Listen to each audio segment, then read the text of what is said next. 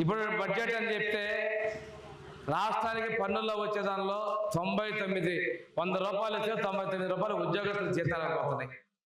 కేంద్ర ప్రభుత్వం డబ్బులు ఇస్తే వాళ్ళు తెచ్చిన అప్పులు కట్టడానికి పోతున్నాయి. ఒక సమర్థ నాయకుడు కాబట్టి 10 లక్షల కోట్లు గత ప్రభుత్వాలు చేసిపోతే వాళ్ళు అప్పు కడుతున్నారు, వాళ్ళ వడ్డీ కడుతున్నారు, మళ్ళీ ఈ డబ్బులన్నీ ఇస్తున్నారు.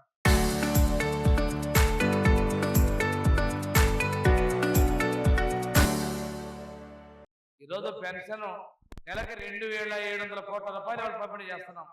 సంవత్సరానికి 30,000 కోట్ల రూపాయలు పంపిణీ చేస్తున్నాం.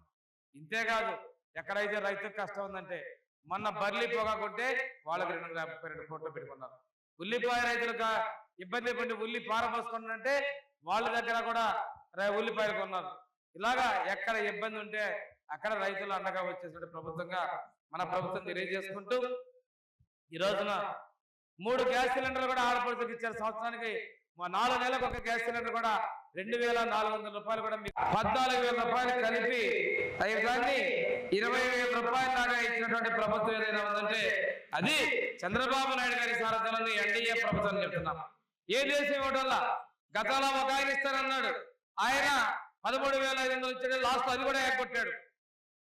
అలా కాకుండా చిత్తశుద్ధి కలిగిన నాయకుడిగా రైతుల కోసం ఇచ్చినటువంటి నాయకుడు చంద్రబాబు నాయుడు గారు, ఆయనకు అండగా ఉన్నటువంటి వ్యక్తి ఉప ముఖ్యమంత్రి పవన్ కళ్యాణ్ గారు, మనకి కేంద్ర సహకారం ఇస్తున్నటువంటి మోడీ గారు అనే విషయాన్ని కూడా మీకు తెలియజేస్తున్నాం.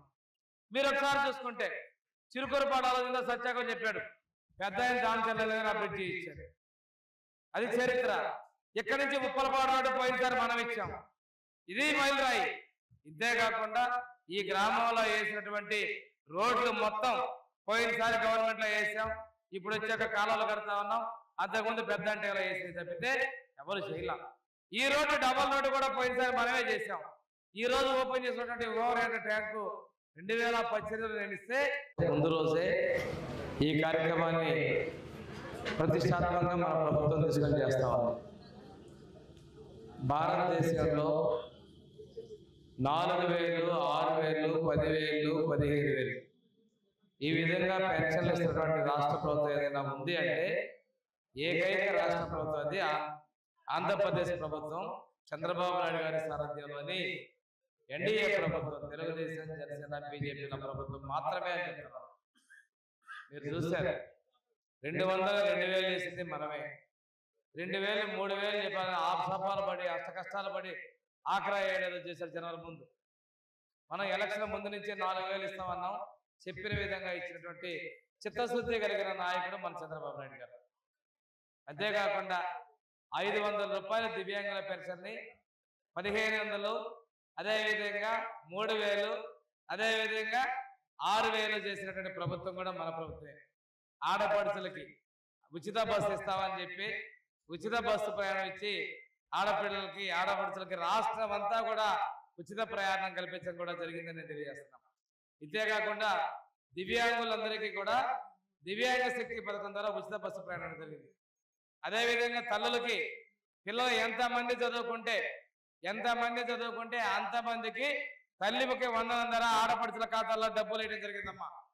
మీ ఖాతాల్లోకి ఆ డబ్బులు వచ్చినాయి.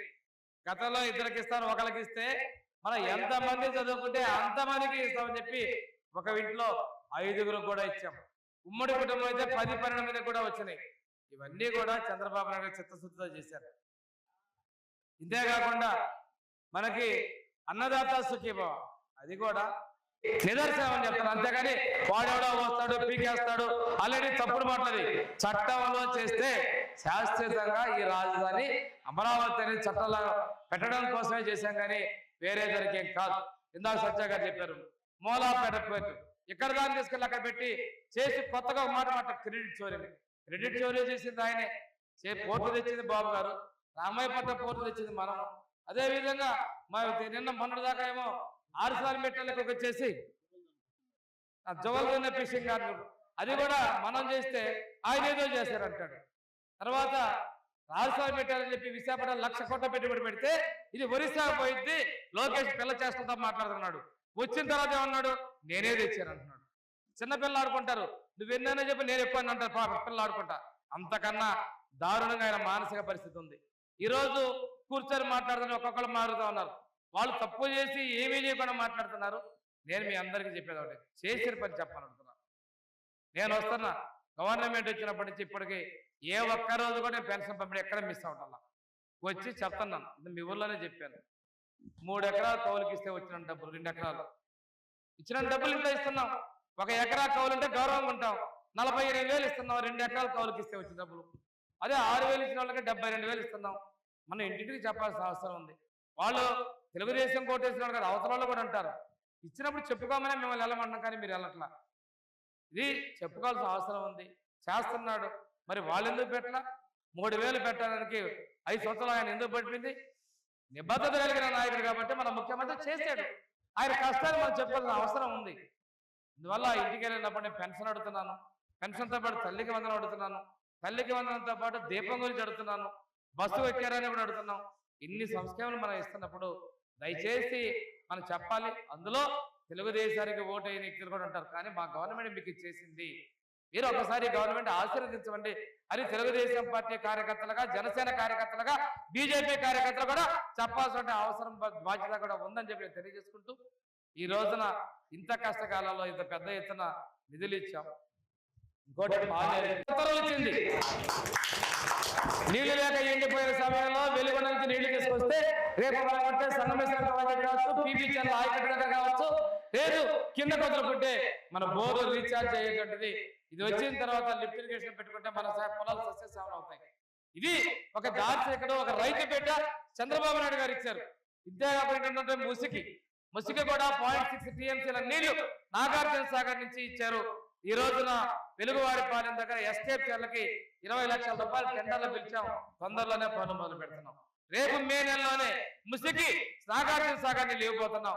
ఇది నారా చంద్రబాబు నాయుడు యొక్క దార్శనికత, చిత్తశుద్ధికి నిదర్శనం తెలియజేస్తున్నాం.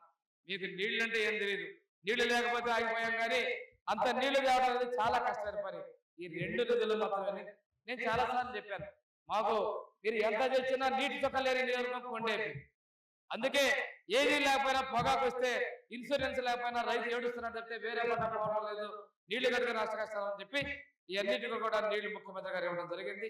ఇది భవిష్యత్తులో ఈ రోజు నీటి కేటాయింపులు తీసుకొచ్చారు ముఖ్యమంత్రి చెప్పి, దీని విలువ ఈ నీటిగా వెలుగులో పూర్తయి మనకు వచ్చిన తర్వాత దాని మనకు అర్థమవుతుందని కూడా మీకు తెలియజేసుకుంటూ, నీటి కేటాయింపులు చాలా కష్టమైన పని. ముఖ్యమంత్రి గారు పెద్ద మనసుతోటి ఇవన్నీ కూడా ఇచ్చారు. దాంతోపాటుగా అభివృద్ధిని, సంక్షేమాన్ని గ్రామాల్లో చెప్పినటువంటి పథకాలన్నిటి కూడా పూర్తి చేసే సిద్ధంగా ఉన్నాం. మీరందరూ కూడా ఇది ప్రతిదీ కూడా చెప్పాల్సిన అవసరం, బాధ్యత మన మీద ఉందని తెలియజేసుకుంటూ, ఇన్ని చేసినటువంటి ప్రభుత్వానికి, ఎన్డీఏ ప్రభుత్వానికి మీ ఆశీస్సులు కావాలి అని కోరుకుంటూ నేను సెలవు తీసుకుంటున్నాను. Thank you very much.